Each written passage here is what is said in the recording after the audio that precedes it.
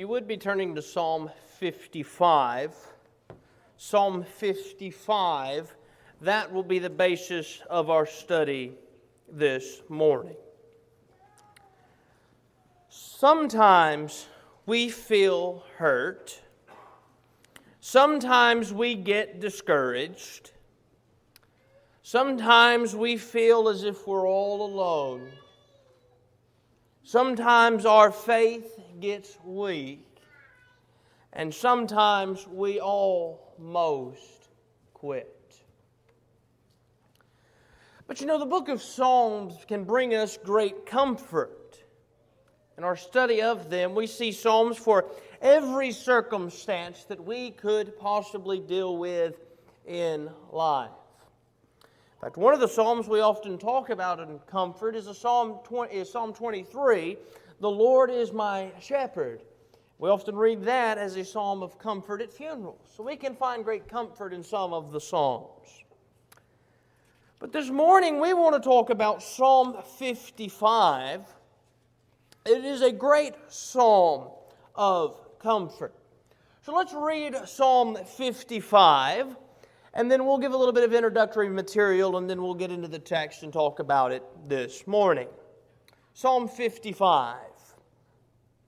Give ear to my prayer, O God, and do not hide yourself from my supplication. Give heed to me and answer me. I am restless in my complaint and am surely distracted. Because of the voice of the enemy, because of the pressure of the wicked, for they shake wickedness down upon me, and in anger they bear a grudge against me. My heart is in anguish within me, and the terrors of death have befallen upon me. Fear and trembling come upon me, and horror has covered me. I said, "Oh, that I had wings like a dove, I would fly away and be at rest. Behold, I would wander far away. I would lodge in the wilderness.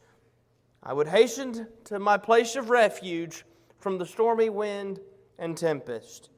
Confuse, O Lord, divide their tongues, for I have seen violence and strife in the city. Day and night they go around her upon her walls, and wickedness and mischief are in her midst. Destruction is in her midst. Oppression and deceit do not depart from her streets. For it is not an enemy who reproaches me, then I could bear it. Nor is it the one who hates me who has magnified himself against me, then I could hide myself from him. But it is you, a man my equal, my close companion, and my familiar friend. We who had sweet counsel together walked in the house of God in the throng. Let death come deceitfully upon them. Let them go down alive to Sheol, for evil is in their dwelling in their midst. As for me, I shall call upon God, and Yahweh will save me. Evening and morning and at noon I will bring my complaint and moan, and He will hear my voice. He will redeem my soul in peace from the battle which is against me, for they are many who strive with me.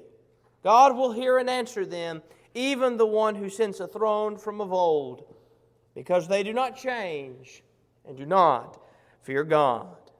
My companion has put forth his hands against those who were at peace with him. He has violated his covenant. His speech was smoother than butter, but his heart was war. His words were softer than oil, yet they were drawn swords. Cast your burden upon Yahweh, and He will sustain you. He will never allow the righteous to be shaken. But you, O God, will bring them down to the pit of corruption. Men of bloodshed and deceit will not live out half their days, but I will trust in you. Psalm 55, the author of this psalm is stated in the heading is David. And he's talking in this psalm, down in verses 12 through 16, or 12 through 15 rather, about this traitor here, and the traitor is probably Ahithophel. When in 2 Samuel 16 and 17, as Absalom is rebelling against his father David, one of David's close advisors, Ahithophel, leaves and goes to the service of Absalom. And so this dear friend, this one that is a traitor, is probably Ahithophel. It was Irving Jensen who said this is the psalm of the sore distressed when describing Psalm 55. W. Graham Scroggie called it an ode of the oppressed. Scroggie further said of the psalm, mingled emotions meet here, as they do in the experience of us all. They are determined by the occasion and, incidentally, give us the main divisions of the psalm. It was Scroggie who said that. I think that's true. As you go through the psalm and we look at the major divisions of the psalm, we really can divide it by his emotions that are around him, how he is feeling. In fact, Scroggie put it this way. There's distress, indignation, and then confidence, 1-8, 9-15, and 16-23. Or he described it this way. In 1-8, there was distress because he's thinking of self. There was indignation because he was thinking of foe in 9-15. And in 16 through the end of the text, he had confidence because he was thinking of God. Now, Scroggie again said it as well that the thought does not move in the opposite direction. I think that's a good point. It's good that the thought does not move in the opposite direction. He moves from his focus of self to the foe to God and not the other way around. But let's think about this psalm for just a moment. This psalm that they called the psalm of the sort that has been called the psalm of the sorely distressed. Let's talk about Psalm 55. Really, I think we'll see in Psalm 55 a man brought from restlessness, we'll see in a moment, to a resolve in this text. Three things we want to look at this morning as we go through Psalm 55. We want to talk about the text itself. We'll spend some time going through this psalm and talking about what's being discussed there. We're going to talk about the change that takes place in the psalm. We're going to look at the beginning and the end and see a change that took place. And then we'll talk about some lessons we learned from Psalm 55. Let's first talk about the text. Psalm 55, the text of Psalm 55. The first 8 verses of Psalm 55 are describing a restless man. That's how we could describe him here in verses 1 through 8, a restless man. And beginning at verse 1 and going through verse 5, well, really verses 2 through 5, as verse 1 is sort of an introduction and a plea for God to hear the prayer of the psalmist, to listen to his to not hide himself from the psalmist's supplication. But really beginning at verse 2, in those first 5 verses, the psalmist describes how he is feeling at this time. Look at verse 2. Give heed to me and answer me. I am restless in my complaint and am surely distracted. So we call him a restless man in this text. In verse 2, he says, hear me, I am restless. I'm restless and I am distracted. So he's pleading here for the Lord to hear him because here he is being restless. Look further in verse 3. Verse 3. Because of the voice of the enemy, because of the pressure or the oppression, depending on your translation, of the wicked. He's feeling oppressed in the first part of verse 3. Look at the latter half of verse 3. For they shake wickedness down upon me, and in anger they bear a grudge against me. The New King James says that in wrath they hate me. He was feeling hated, like they were bearing this grudge against him. Look at verse 4. He felt heartache. My heart is in anguish within me, and the terrors of death have fallen upon me. And then verse 5, fear and trembling come upon me, and horror has covered me. Think about this description for just a second of the psalmist. Do you ever feel like you fit this description of the psalm? Maybe you look at yourself and you say, I have felt restless or oppressed or hated or heartache or fear and trembling. You may have felt any one of those things. You may have felt all of them at the same time. That's how David's feeling in this text as he describes himself here as one that is restless and oppressed and hated and heartache and fear and trembling. But I want you to think about this for just a second. The reason that he feels restless and heartache and fear and trembling is because he feels oppressed and hated. In verse 3, we have the cause. There are those that are putting pressure on him. there are those that bear a grudge or hate him, and because of that, he feels restless in verse 2.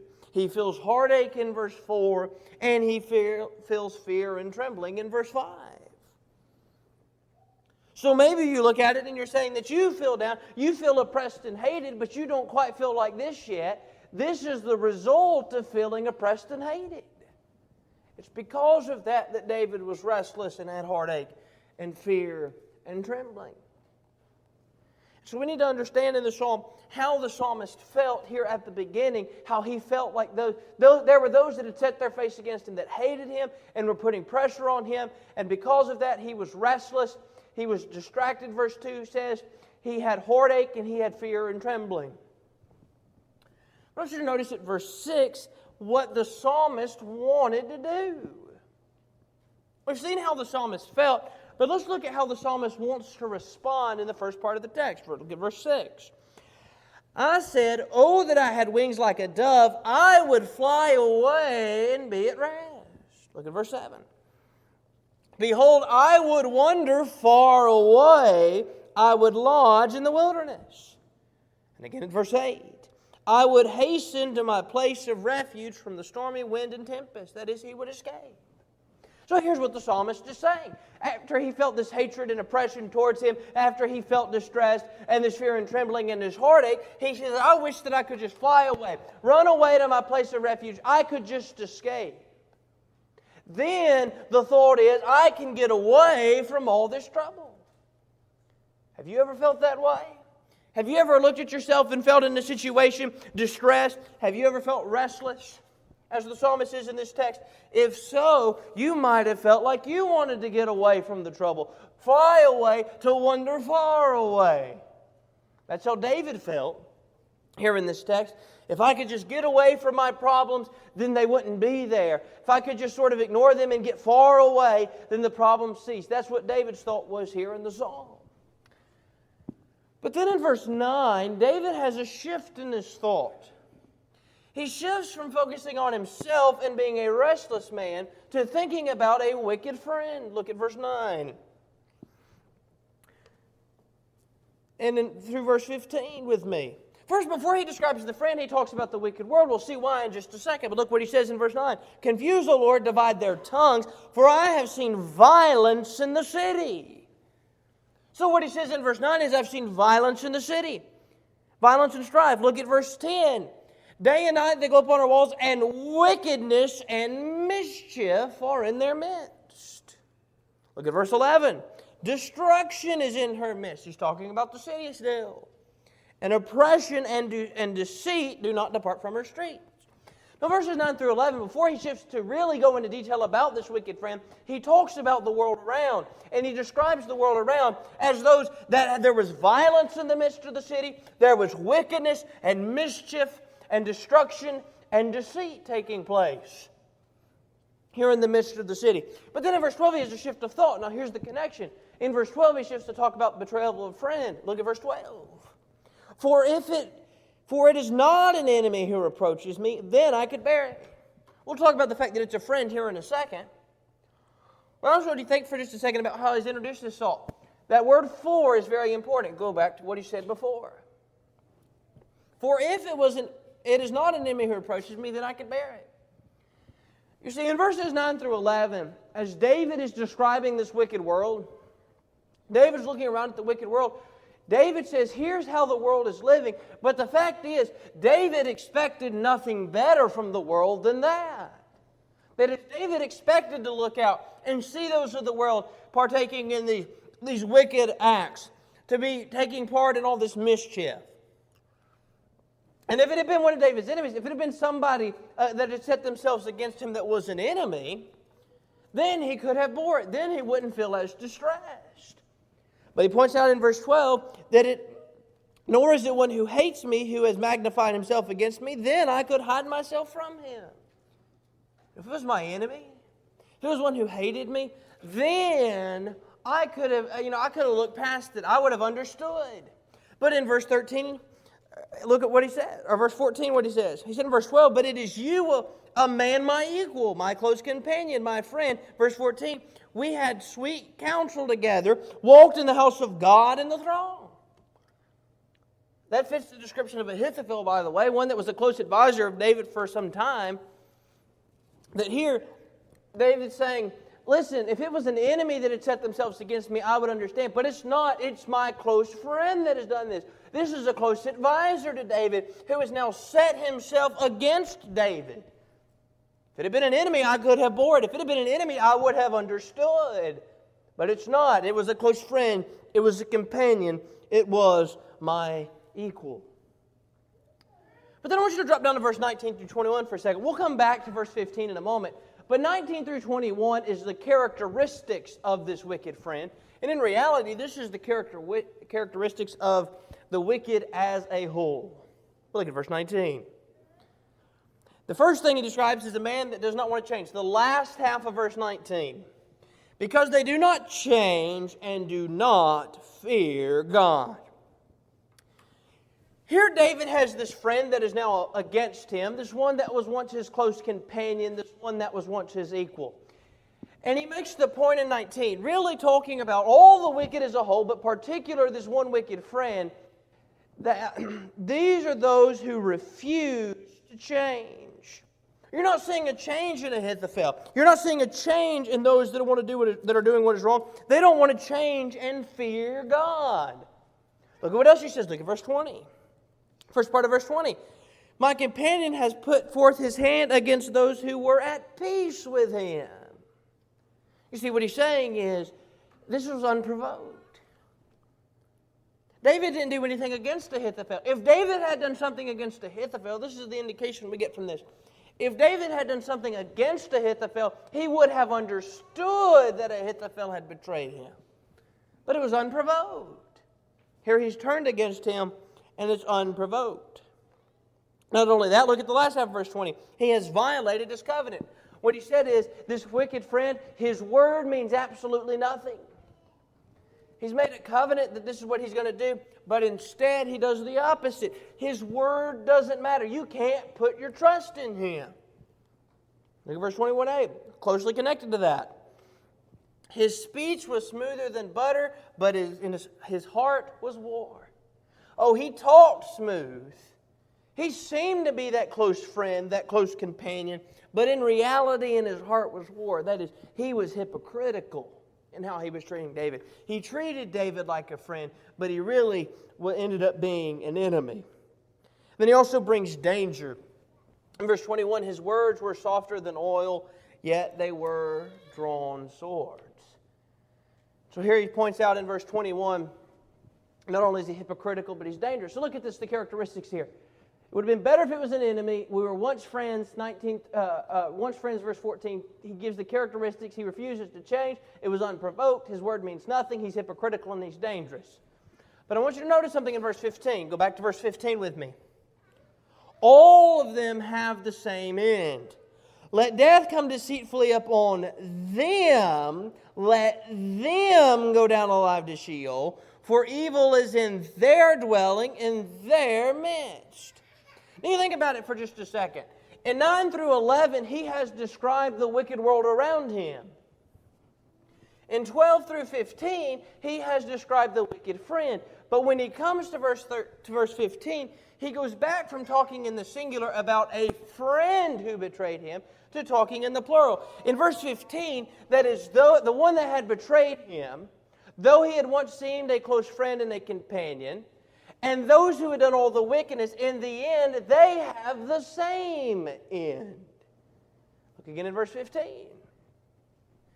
Let death come deceitfully upon them, let them go alive to Sheol.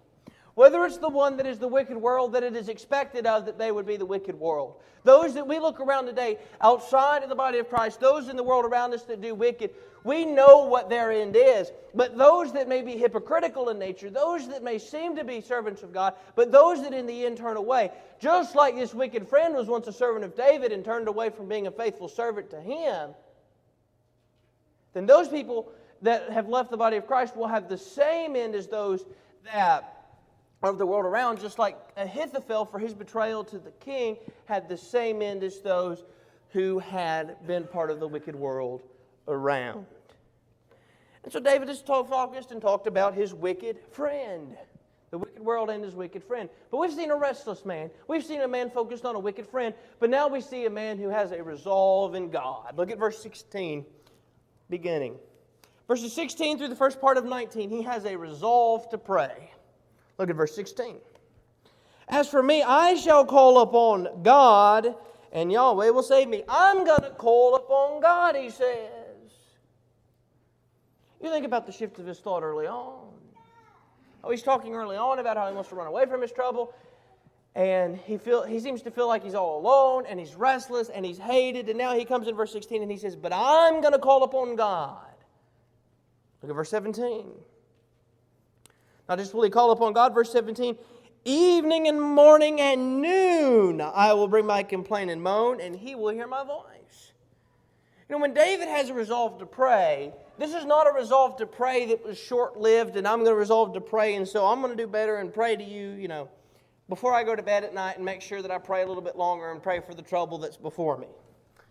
This wasn't a man that said, I'm going to do a little bit of praying to God. Maybe he'll help me through this.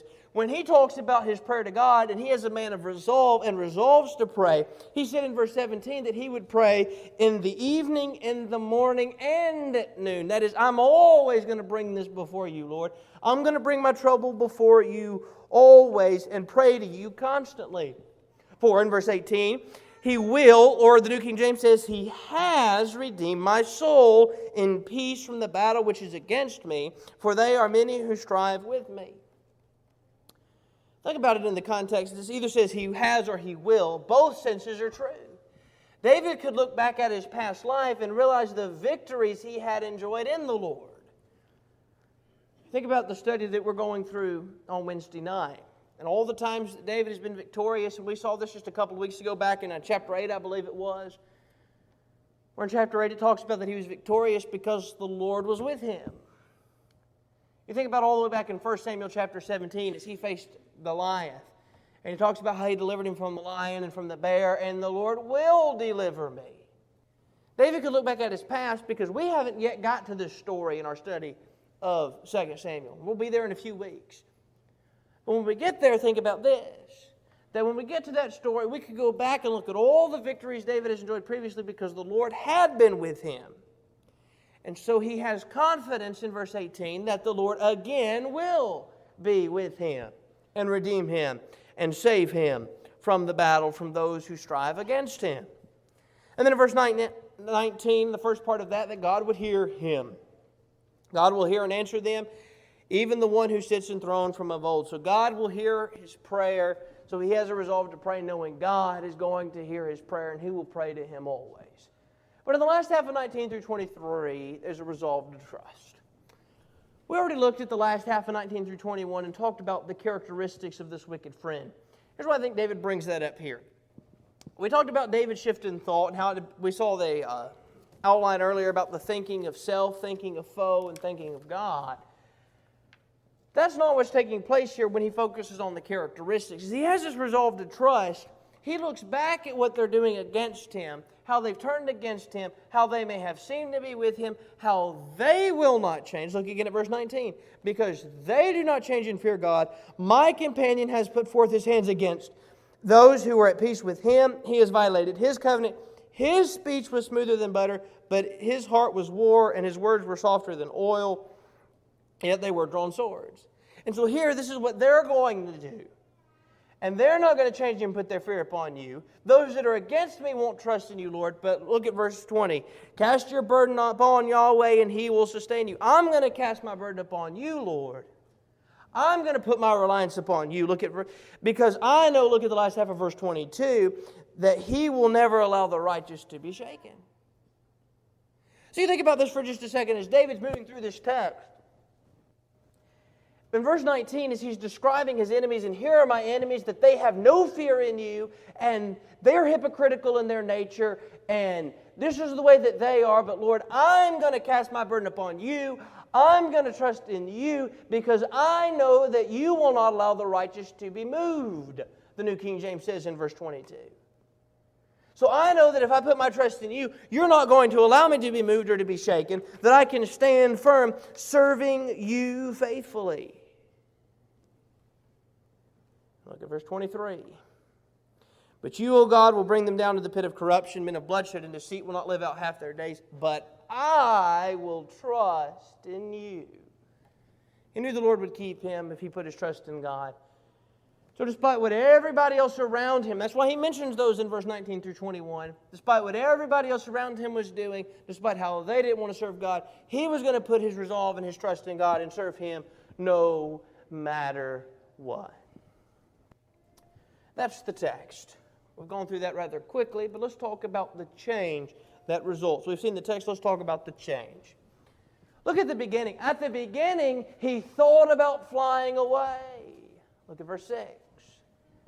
I said, oh, that I had wings like a dove. I would fly away and be at rest. Look at verse 7. Behold, I would wander far away. I would lodge in the wilderness. Verse 8, I would hasten to my place of refuge from the stormy wind and tempest. His thought at the beginning is, I'm going to fly away. I'm going to wander far away. I'm going to escape from this trouble so that way it's no longer there. But instead, he decided to fly to God, which is better. Cast your burden upon Yahweh, and He will sustain you. He will never allow the righteous to be shaken. You see the change in his thought in the text?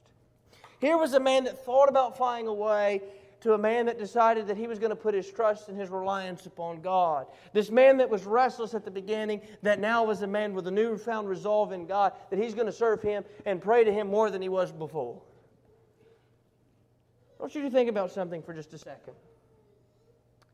What changed in this text was not David's circumstances. You know, a lot of times in our life, we may get in a situation where we feel the same way that David did. That we feel distressed, and we feel oppressed, or we feel hated, and we have heartache, and we have fear and trembling. And so we may wait until circumstances get better, and then we'll do better in our service to God. Or we'll wait till circumstances change, and then we rely more upon God. But you know, the circumstances of 1 through 16, or 1 through 15 rather, are the same circumstances as 16 through 23. Ahithophel was still betraying David when the psalm finished. Ahithophel had not come back to David. Nothing had happened to him yet when the psalm is finished. What changed was not David's circumstance, but how he viewed the circumstance that he was in. It's a lesson we need to learn. We can look at our circumstances at times and feel like David did, that I want to fly away. I wish that I had wings like a dove and I could just fly away. I could wander far off. I could escape from this. But we can't. We can't just run away from these things. It doesn't just go away if we run away. But we can't really wait till circumstances change. Circumstances may never change. Or it may be too late by the time circumstances change. But we need to determine and control what we can control, and that is how we view the circumstance we're in. And when we're putting our faith and our trust in God, as the psalmist does in this text, then we can have the same resolve and cast our burden on the Lord, because we know that we will never be shaken. So we don't need to think about our circumstances changing. David's circumstance didn't change. The change was in the way David viewed it. And so we need to have that same attitude as David today, that we'll cast our burden on the Lord no matter the circumstances we are in. But finally, we've seen the text, we've seen the change. Let's talk about some lessons we learned in this text.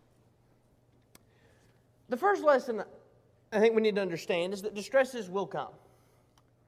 In James chapter 1, as James is writing to his audience in James 1 and in verse 2 about the benefits of trials, he told them to consider it all joy, my brothers, when you encounter various trials. You know, he didn't tell them to count it all joy if they encountered various trials, but when. The fact is, there will be distress, there will be trials that come in life. That's part of life. All who desire to live a godly life will suffer persecution. 2 Timothy chapter 3 and in verse 12. Our distress may be persecution. Our distress may be just some other circumstance that we're in. But one way or the other, we have to understand that those trials will come. And so, we need to be ready for those trials to come. But not only do we see that trials will come, we need to understand that trials are nothing new and distress is nothing new. Sometimes we look at a situation we're in and we feel distressed and we feel down, and maybe you've said this or you've heard somebody else say it before, nobody knows what I'm going through. Everybody has gone through distress at some point. Go back to David. David did. David felt distress. By the way, we talk about nobody knows what we're going through. I want you to think about the background to Psalm 55. Not only do you have a traitor in Ahithophel who has turned against David, though he was once a close counselor, you have David's own son in Absalom who is rebelling against him and seizing the kingdom. David is on the run from his home. Here's the king, and he has to be on the run because he's being pursued by his own son and by his men. We face circumstances, but we need to understand distress is nothing new. David went through quite a lot here in the background of Psalm 55. But not only will distresses come, and not only is distress nothing new, when distress comes, we're going to want to escape. Think about verse 8, I would hasten to my place of refuge. Or verse 6, that I would fly away. Or verse 7, that I would wander far away. Sometimes when we get in that situation, we feel that way, that we want to just escape from the problems around us. If we could just escape, get away. Just like distress is nothing new, wanting to escape from distress is nothing new. Wanting to run away from distress is nothing new. It's normal we're going to feel that way, but what we've got to learn is the same lesson the psalmist learned, and that is reliance on God is best. Cast the burden on the Lord. Cast your burden upon the Lord, and He will sustain you. He will never allow the righteous to be shaken. Think about that for just a moment. That if we cast our burden on the Lord, He will sustain us. He will not allow us to be shaken if we put our faith and our trust in Him, just as is done in the psalm. So no matter the circumstance we're in, again, think of David's circumstance and all he was going through. And if David in his circumstance, with a son pursuing him, with the betrayal of a friend, on the run from his house, running from his own son who is actively pursuing him, if David can learn to rely upon God, then so can we. And if David can put his faith and trust in God in that circumstance, there is no circumstance that we can find ourselves in that we can't overcome. Which brings us to our last point. We can overcome distress. Again, I said a second ago, there's no distress. If David can overcome all that he was facing, then we can overcome our distress. But that's just the point. We can overcome it. In the moment we may feel down, in the moment we may feel like there's nothing we can do, in that moment we may think this is never going to end. That's probably how David felt. You think about how he felt this heartache and this fear and trembling, how he was distressed, how he was distracted because he felt oppressed and he felt hated. And yet, despite all that circumstance, he could learn to put his faith and trust in God. He really felt alone until he realized that God was with him and God would sustain him. And if David, in all that he underwent, could put his faith and his trust in God, then so can I, and so can you. That's Psalm 55. That's a man brought from restlessness, brought to resolve. We can do the same thing no matter the situation we find ourselves in today. It may be that there are one or more present this morning who may have never responded in obedience to the gospel. If you've not done that, now is the time. We're not guaranteed of another opportunity, for what is our life but a vapor that appears for a short time and vanishes away. We think we'll be back tonight, but we aren't guaranteed of that. So if you're here and you've not responded in obedience to the gospel, why would you not do so now? Put your trust in God. If you've heard His word, then obey it. If you believe in Him, then are you willing to repent of your sins, to confess your faith in Jesus Christ, and be buried in the waters of baptism, to rise and walk in the newness of life? And then you'll be a servant of God. Maybe you're here and you've done that, but you say, somewhere along the line, I've not lived as I should. If that's of a private nature, then take it to God privately in prayer. But if of a public nature, you'd like the prayers of the congregation, then we'll pray with you and for you for God to forgive you. But no matter what your need is, if we can assist you in any way, would you not come forward us together? We stand, and as we sing.